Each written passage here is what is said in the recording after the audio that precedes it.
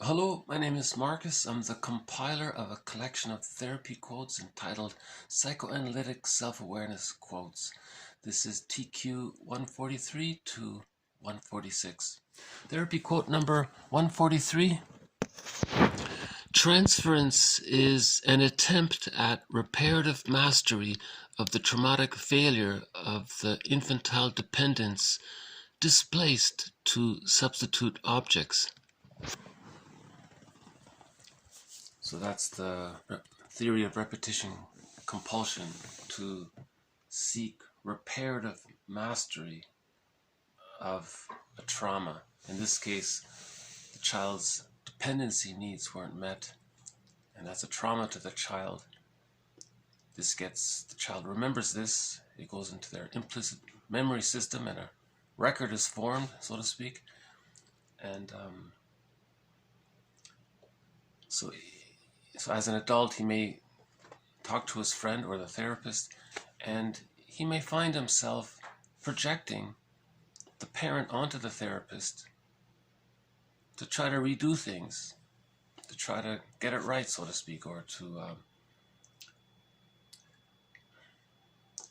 try to face the past, redo it, and repair it, make it better, have a better outcome.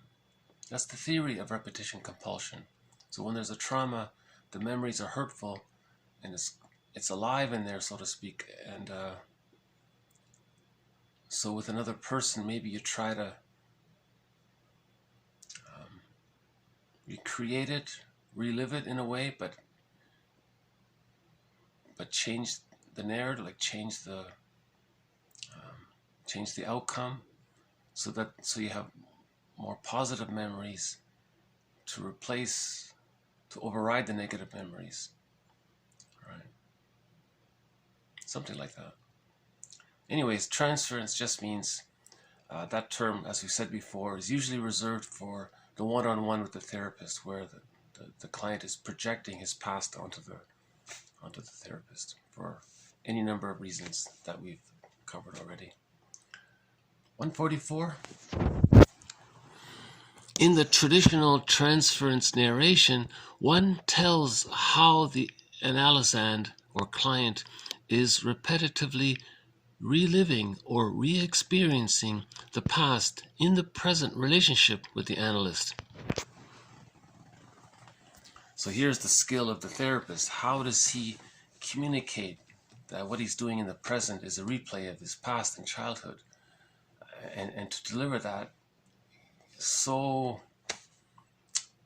in a way that it can be heard and accepted, in a way that doesn't come across as a criticism, in a way that doesn't embarrass him or make him feel resistant to the idea. So this is a difficult thing to do. You know, imagine your friend saying, "Hey, are you trying to recreate a dynamic with me that's an analogy of the dynamic you had with you and your parent?" You know, how would you respond if your friend said that to you? I don't know. I'm just trying to highlight how difficult it is to offer a transference interpretation. That's called a transference interpretation. An earlier video talked about interpretations being how you link up a pattern learned in childhood, how it plays out repeatedly in the person's daily life, and then to link it to how it's being enacted in the here and now with another person, and to kind of form those links, right? So 145, to upgrade the narrative, right? Psychoanalysts may be described as people who listen to the narrations of the analysands and help them to transform these narrations into others that are more complete, coherent, convincing, and adaptively useful than those they have been accustomed to constructing. So you can feel how it's holding the past. You see how it's digesting and metabolizing the past. this new narration that the client offers, this new interpretation, is more complete, more coherent, it's more convincing, and more adaptively useful than the past narration. You see, so that's the bread and butter, I guess, of the psychotherapy work, to offer these interpretations that do just that, to upgrade the narrative from the childhood narrative. I had a wish, mother wasn't there, I was abandoned, oh my God, to now as an adult, to, well, your mother had an existential dilemma. She was caught in a net not of her own making. She's a human being. She had, maybe her dreams didn't pan out. She's just a regular person. And, you know, so you look for Ubuntu, whole object relations. You try to see the person. And yes, you had these needs, and of course, it's understandable that the child would create defense mechanisms to survive, and the defense mechanisms that it seems to me that you've adopted are such and such and such and such, and that's a coping mechanism to deal with the anxiety of having of the situation you're in, and so on and so forth. So he's trying to create that explanatory narrative that updates the simple narrative from the past, right? So that's the idea of secondary processing digesting the primary processing, secondary thinking digesting primary thinking, or alpha thinking digesting beta thinking, or whatever terms people use nowadays. The idea is to, in other words, a good story can be healing. See, the First Nations people always say, you know, stories can heal. Stories are healers. That's, I think, what they mean. You create a good story that includes all of the elements of the child's needs. The child had wishes.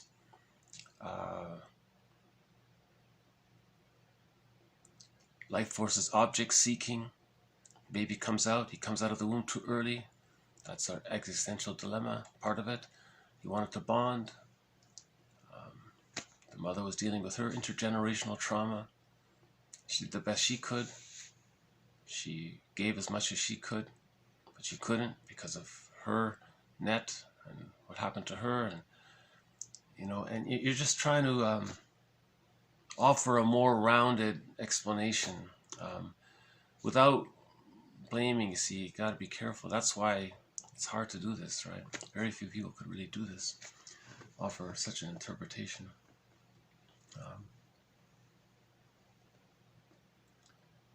See, I think that's one of the benefits of, I think that's why Robert Bly said everyone needs to read a little bit of psychology every day. He said 10 minutes a day, just read 10 minutes a day.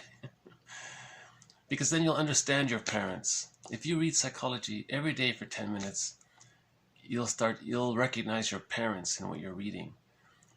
You'll recognize, okay, oh, my parents had an insecure attachment style. And then what form did it take? Was it the schizoid type where you move away from people? Was it the moving toward people, where that's the hysterical type? Or was it against people? That's the paranoid type, you know, and the reactive type is the acting out. So what form did the insecure attachment style take? So then you can understand your parents more, how they coped with their trauma. What defense mechanisms did they adopt? And then you start to see them as people, as wounded people, doing the best they can. You see, and then you're reaching that kind of a. That's part of the broader. That's part of updating your narrative to understand your parents, right? And once you get to that place of forgiving your parents, like Bruce Springsteen, that song intro he gave about forgiving your parents, that automatically leads to self-compassion because you're starting to forgive yourself in correspondence with it. So the unconscious guilt and all that kind of dissipates. So now you're moving towards whole object relations. And that updates the narrative. All that updates the narrative, right? Let's just do those first three once more. Transference is an attempt at reparative mastery of the traumatic failure of the infantile dependence displaced to substitute objects. In the traditional transference narration, one tells how the analysand, or the client, is repeatedly reliving or re-experiencing the past in the present relationship with the analyst.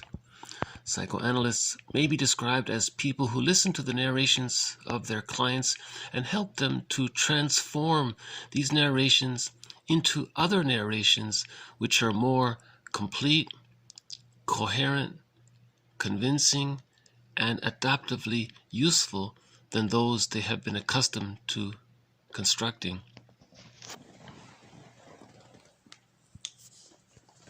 So just update the narrative. And knowledge can help update the narrative. See, how do you update the narrative? You need the knowledge, right? You need some of this jargon, right? So jargon's not so bad, right? Robert Bly keeps saying to his audience, forgive psychology for its jargon, just forgive it, you know. So just one, last one, a short one, 146. Patterns, schemas, motifs, archetypes are what Aboriginal cultures call ancestral spirits. I thought that was a very interesting thought by the author. This is our finding our humanness and our humanity. So all of these psychological patterns that humans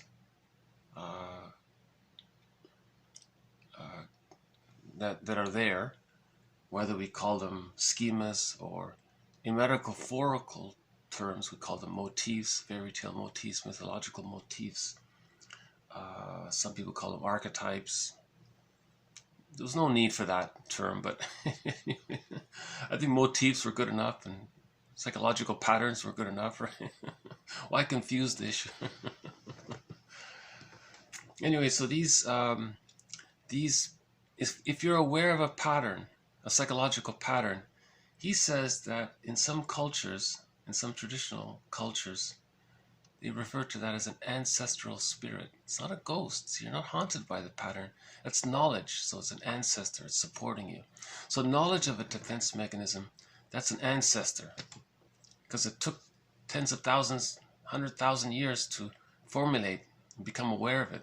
So all that accumulated knowledge through fairy tales and myths to identify the psychological pattern or the motif. That's support. That's an ancestor. So these are ancestors. All of these quotes are our ancestors. You know, it's supporting us. It's helping us. So I thought that was interesting that in First Nations and Inuit and Métis and Aboriginal culture and other indigenous cultures, it's interesting that they had that perspective that whatever we learned, that knowledge, that tidbit of knowledge, it's like an ancestor. It's like a wise mentor from the past kind of thing. So I never really thought of it that way, but it's an interesting thought. Psychological patterns are what Aboriginal cultures call ancestral spirits. Maybe that's why Robert Bly was saying, read psychology, read it, you know. These are your ancestors speaking, kind of thing. Yeah. And then if you know about your ancestors, you feel connected and to the human narration. We're part of we find our humanness in our humanity. So there's the humanity. We find our humanness in the knowledge of learning about our humanity.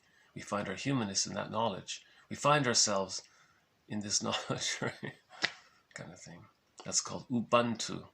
A previous video covered Ubuntu. Right? Okay, so the quotes are posted below. More to follow. I'll pause it here for now. Thank you very much. See you next time.